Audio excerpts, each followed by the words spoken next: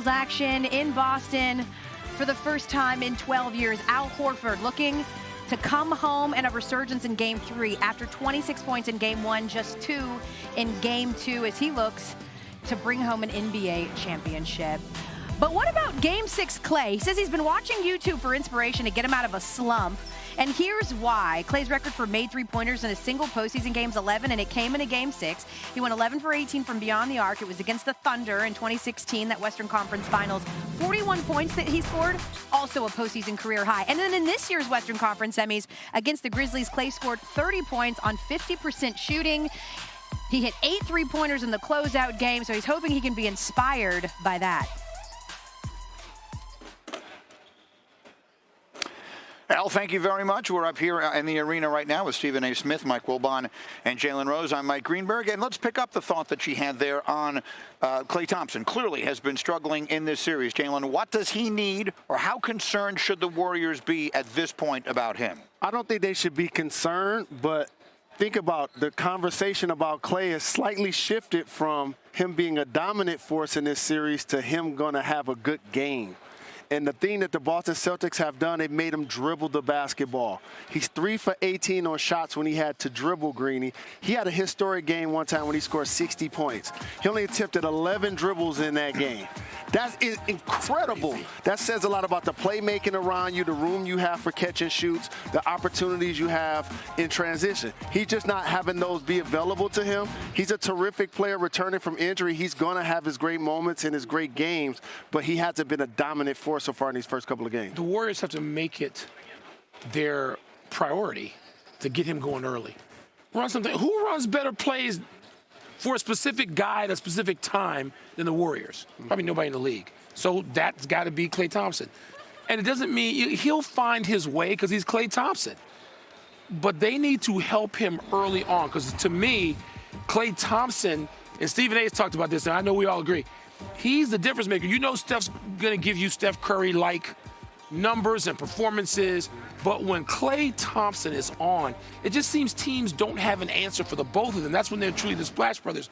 Get him going early, and you won't have to wait till the third quarter to try to impose your will on the Boston Celtics. Fellas, I got something to say that I've been waiting to say. I've been thinking about this the last couple of days, and I couldn't wait to talk to Wilbon and Jalen about this. Has the time arrived for us to stop just assuming that Klay Thompson's going to arrive? He has shot in 4 of 21 on contested shots in the first 2 games of the series. 1 for 13 in Game 2.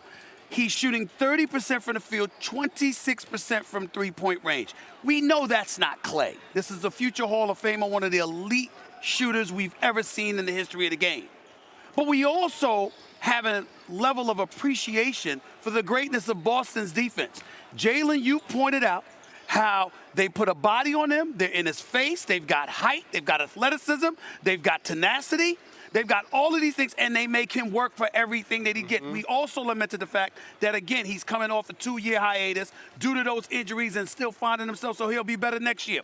Well, if all of those things are true, is it not plausible to at least question whether we'll find the real Klay Thompson at all in this series? It's just a question. He's getting his attempts, to your point, but his legs don't seem there. If we show the highlights of the game, the shots that he missed he's falling off. Normally, Klay resembled Ray Allen, like straight up, straight down, and it almost left his hand and you knew it was good. So they're making him uncomfortable, to Stephen A's point. And again, he will have his moments. He will have his game. But if they win this series, ultimately the driving force is going to be Steph Curry. I think we see the real Klay Thompson tonight. I don't mean, some 45-point game. I'm not talking about that. But, Klay Thompson can get hot in a short span of time and have a 19-point game. You're like, oh, my God, Klay dominated this game in the stretch that you needed. Right. I think Stephen A. We're looking at that tonight. I think we'll see it. I just don't know which game it'll be, whether it's tonight or Game 4. I think we'll see it at least once in Boston. You see on your screen there, he has gotten better as series have gone on so far in these playoffs. And one other thing that I thought was noteworthy, at the end of the blowout in Game 2, he was still out there on the floor. Steve Kerr giving him a chance to try and shoot his way back into some sort of form. That felt significant here. We have so much to do as we continue counting it down to Game 3 of the NBA Finals tonight here on ESPN and ABC. Right now, Kevin and Elle, back to you. Thank you, Greeny. Much more from the Countdown crew ahead. They're going to break down how Draymond Green makes a tremendous impact on the floor, even when it does not show up in the box score. At least one road playoff game in 26 straight series. That dates back to the first round of the 2013 playoffs. It's the longest streak in NBA postseason history. That's why they feel pretty confident on the road. In Game 2, the trio of Steph Curry, Klay Thompson, and Draymond Green won their 18th finals game together. That is one shy of matching the most by any All-NBA trio in the last 50 seasons. As for the Celtics, they play at home, which hasn't been an advantage, as I mentioned. They're 5-4 at TD Garden this postseason, just one game above 500. No champion in league history has had a 500 or worse record at home, so they'd make a little history there. And Boston's suffering 6 losses this postseason, but none have been in consecutive games thanks to Jason Tatum, the forward averaging 31.5 points per game on 50% shooting following a loss this postseason. Sports joining us now, and hi, Wendy. Afternoon. Great to finally see you in person and yes, absolutely. My 2-box. The finals are back. Yeah. You're back. National Best Friends Day, and here we are at last, Wendy. In Game 1, of course, we know Boston was dominated in that fourth quarter. Game 2, it was the Warriors doing what they do in that third quarter. What do you expect to see tonight? I'm going to ask you to do something a little unconventional and not pay attention to the score during the game. Okay. Just pay attention to how many turnovers Boston has, because that is going to dictate probably how this game is going to play out. Ime Udoka, when he came to his film session before this game, showed his team a stat. The stat was 15 or more turnovers, 0-5. 15 or less, 13-2 in this postseason. In Game 2, we saw 19 turnovers for 33 points. That was the second most points off turnovers in a finals game in the last 25 years. That is unsurvivable for them. They are very good, whether they play here, Milwaukee, Miami, San Francisco, when they take care of the ball and don't hand it to the opposing team. So that is their number one thing they're focused on tonight, and the number one thing to watch to see how this game's going to play out. We heard Ime Udoka say that some of those have been non-forced turnovers, but a lot of it is over-penetration as well. Much more on that coming up. Windhorse hanging out with us all day. Kevin?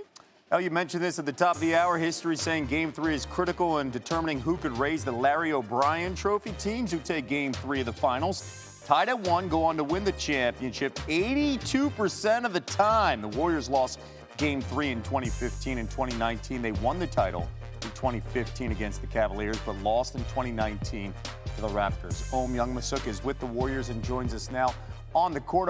So Draymond Green was such an X factor in Golden State's Game 2 win. What are you hearing about how his brand of basketball might translate tonight there at TD Garden?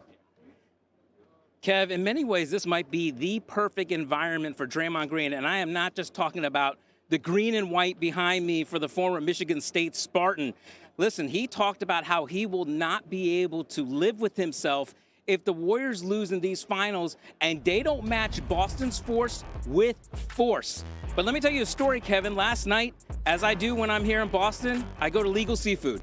And I run into a former Hall of Famer who has had a lot of playoff battles here in Boston and has certainly had his own sense of, hatred from Boston fans. And he was curious to see the type of reaction that Draymond Green is going to get here in Boston, where the fans are going to be all over him. He could be very well public enemy number 1 after all that happened in Game 2 with Draymond pushing the limits with the Celtics and the officials.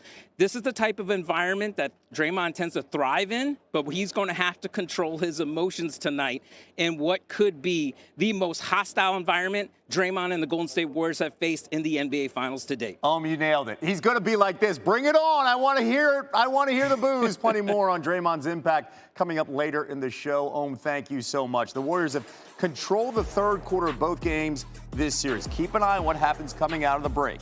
In Game 1, they outscored the Celtics by 14 points, made 44% of their shots. Game 2, same story. That quarter helped the Warriors to get that win. The Dubs were 7 of 12 from beyond the arc. They outscored the Celtics by 21 points in the third quarter. All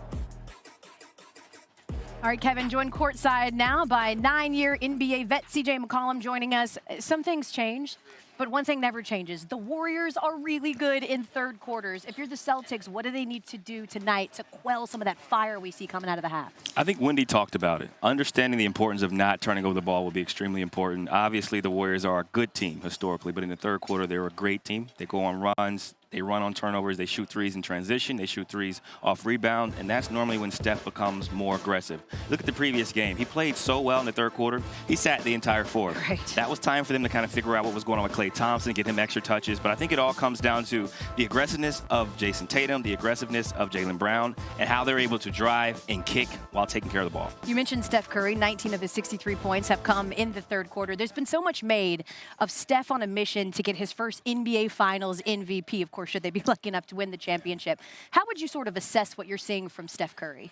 I think he's been peak Steph Curry. He's scored in a multitude of ways, obviously, off the bounce. He's getting to the free throw line. He's getting to the rim, finishing around the basket. But I think more importantly, they're getting away from their old offense of playing in the split post. In that third quarter, they ran a lot of high pick and rolls with space to kind of allow Steph Curry to dictate offense, dictate tempo, and dictate when he wanted to shoot the ball. I think what's been more impressive than his offense has been his defense. Yes. He's been active. He's been engaged. I think as the primary defender, guys are shooting 5 of 18 when he's guarding him. So he's locking up. He's switching 1 through 4, 1 through 5, and he's showing that he's hungry, determined, and a two-time. The numbers would tell you he's the second best defender in the series behind only Jaylen